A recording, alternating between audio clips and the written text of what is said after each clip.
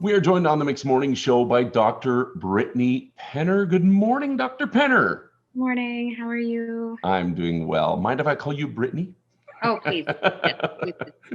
Thank you. I appreciate it. Now, your practice is at Steinbeck Family Medical. How Yes. long have you been there? It's been about 3.5 years, maybe. I was there as a resident as well, which I can't say enough good things about the residency program. So I've been at the clinic for 5, but as an attending physician for about 3.5. Oh, good stuff. And you grew up in this community, right? I did, yes. Is it awkward being a doctor in your home community because you know too many people? It's funny because I've talked about this. We have a few more now physicians who have returned home, and I never thought I would. I never ever thought I would. Um, and I thought, and so many of us thought it would be weird, especially you're delivering a baby in the middle of the night, and you're like, oh, we went to high school together. Hello. Um, Yes. but it's actually there's a part of it. It's very nice actually, and Yeah. it's funny. I spent time in Winnipeg at an inner city clinic, which I loved, but I missed my. There's a salt of the earth quite type quality amongst a lot of people here, which I don't think I necessarily appreciated until I came back practicing. Okay. Yeah, you You know, don't know what you have until you don't have it, right? yeah, yeah. So Yeah. to answer your question, I thought it would be weird, and it's actually been probably a highlight. Interestingly. Yeah, that's very cool. Now, I've been just fascinated by some of the articles that you've written over the last little while and the attention that they've been getting. Hmm. You've got an article published in the Globe and Mail, and you recently had an article published in Maclean magazine. Tell us about A Letter to My First Mother. The letter itself, initially I had started submitting essays to HuffPost and the Globe and Maclean's, and with Maclean's I didn't know exactly where to send. So I just went down their list of editors and started emailing people until one stuck. Um, and the initial essay that I sent, which was about the foster care system and growing up adopted, Indigenous, uh, you know, the person had gotten back to me and said, I like it, but I don't know if this will fit. Um, could we do a bit of a different spin on it? And they had a section called Before You Go. And so it's like writing a love letter to someone before you lose them kind of thing. And so I jumped at the chance to write that. And I thought of my biological mother because recently we had met over a decade ago after I hadn't known her or where I come from my entire life. I was adopted during the 80s, which was still technically part of the 60s scoop. Um, Even though the 60s scoop says 60s, it did expand beyond that decade. Yeah. And so I was adopted during that time. And during that time, all the records, all identifying information were kept sealed. And so even my name that I was given, I didn't know. Um, and so anyway, I had met her when I was an adult, and that type of a relationship is very difficult to navigate. Um, and recently we've been cultivating more of a relationship in the last year or so. And so that essay was really born out of what what do I want to tell her? Um, what do I want to tell her before I wouldn't have the chance, Yeah. if that makes sense. Yeah. Well, I really love the letter because, I mean, you're Métis, and that's a world I can't understand. And you got adopted into a Mennonite family, which is a world I do understand. Yes. And now combining those two and not really knowing your heritage until you were really an adult. Yeah. But, when I hear you talking to your mom in this letter, you talk about the fact that, I mean, she was what, 17? She She was was 17 17? when she got pregnant, and she had just turned 18 a couple. She had me on the day of her high school graduation, and she had Oh. just turned 18 a couple days earlier. And her Yeah, mom, or was it her sister and her mom all had similar stories of yeah. having My children young? my grandmother had my aunt when she was around the same age, maybe a bit earlier. had given her up for adoption, but then had gotten her back. And then my auntie, that same auntie, years later had gotten pregnant around the same time again and gave up her child for adoption. And it all kind of started, this contact with CFS had started actually in the 30s when my grandmother was born. My great grandmother was a single mother at the time, I believe. And at that time, it was a very real threat that the CFS or the government would come and take her baby because she was Indigenous and whatever the reasons were. And so she actually physically had to hide. She was immediately, a couple of days after giving birth, which is not an easy thing. And she Yeah. had to physically hide in the bushes um, so that her baby wouldn't be taken from her. And that was actually a story I just learned from one of my aunts. Wow. Do you Mhm. think that the system has gotten any better? I mean, it would have been great if there could have been resources there for your mom to help her to be a young mom or make different decisions, or just resources.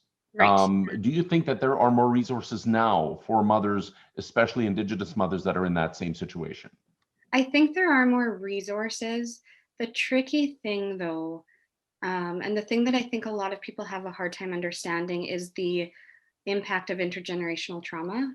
And so many people who, especially many Indigenous women who end up losing their children to CFS, have had some sort of contact with CFS earlier in their lives, or they've had some sort of contact with trauma. And I was telling Andrew the other day about the study of epigenetics and how trauma can actually um, alter our DNA, Mm, not to the point where you see physical changes, but it can alter them in the way that the body perceives your DNA, and that is inheritable. And so trauma in an earlier generation can actually be inherited in the DNA generations later. wow, that's fascinating. And it's very hard to break the chain, It right? is, yeah, When that's what you've grown up with, this is how the system is, yeah. and it's really difficult, especially at that age, to break Mhm. that chain. Where do you even start? Exactly, yeah. And trauma, if your life has been impacted by trauma in any way, it just saps your inner resources as well. Yeah. Yeah. Part of this letter that really struck me, and I'm a parent, and Mm. you don't have children, correct? I don't. No. So, but part of the letter that you wrote that really spoke to me, you said you left the hospital carrying a hospital bag, a sweater, an information pamphlet from Manitoba Child and Family Services, but no baby. Did your arms feel empty, or did they feel weightless and right? Um, that's quite a point of view to have that point of view as someone who's never had a child. That's Yeah. quite a lot of insight. Mm. And what, because you wrote this letter to your mom, you gave this letter to your mom, correct? I did. It had already been accepted for publication. Uh, Okay. and so I had written it for the magazine, but I also wanted her to read it before anyone else had, other than the editor. So Yeah. What was her response to that? she, I, she's very proud. And I think it, there were, I think there was in part, she felt seen a little, and it maybe helped bond us a bit. I do know that my aunt, who had walked very close beside her throughout the process and had kind of seen everything um, firsthand, she had also said, like, she had thanked me for writing that letter and said um, that she had just remembered, she still remembers that day so clearly, and she was really impacted by the letter too. And so it, I can imagine though there was still grief there when she read it, my birth mom. Yeah. And You addressed the words yeah, unwanted and unloved, yeah, because oftentimes as a child who's been given up for adoption, yes, those are your thoughts. You were unwanted, you were unloved, you were discarded. yeah, But you know that that's not the case. yes, yeah. Yeah. And it's a tricky thing because you can, um, I know people who have had all sorts of different adoption stories. Um, and regardless of whether you were adopted into a really supportive, healthy, well functioning family or a really dysfunctional one, it's interesting how um, that piece of your origin story still sticks with you. And it's difficult to make sense of. And now I think the conversation around adoption is changing a little as well, because I have to be perfectly honest with you. Um, one of the reasons why I wanted to start writing about this more is because I've noticed very rarely adopted and fostered individuals. Very rarely are we the centers of our own telling of our own stories. Our stories are usually told from the context of the center of someone else's. And so Yeah. from the couple who struggles with infertility, or the couple that felt called to foster children, or and those are all worthwhile stories to tell and meaningful. But the only times that I can recall actually hearing an adopted or fostered person's story where they are the center of their story, are the true crime stories where it explains the Yeah, crimes that a person has committed and why they did. uh, exactly. yeah, and so I know I strayed off topic a bit there, but I think that's um, part of the reason why sometimes it's easy to feel ignored as an adopted or foster child, is just that you're not the center of your own story sometimes. Yeah. A lot of the stories you are talked about, not Yeah, talked to, right? yeah, yeah. Yeah. Yeah, and I think there's so much beauty and pain and suffering and struggling, but also resilience within our stories. Um, and my talking about mine is just um, one story that I can add out there. Yeah. Well, it's a very touching story. And anybody that is on any part of the adoption process should read this story. I have friends and I have family that have adopted children, and with all different situations, but you can read this, heartfelt letter to your first mom. I like it that you don't say my birth mom. You call it Yeah, your first mom, because you yeah, have two moms. And I I think do. that's very important as Yeah, part of the story. and at this point, I would consider myself having more than two, even because, I have a mother-in-law now, which is another mom for me. And my baba, my mom's mom, was a very strong mother figure in my life too. And so I sometimes just feel like I have a bunch of moms, Yeah. Well, which is yeah, and a bunch of names, because now you're a Penner, but yes, your birth name is McMahon, McMahon, and yeah, then you adopted into Duick, Dewick, and now Penner. yeah, It's yes, like chapters of your life. very much so, yeah.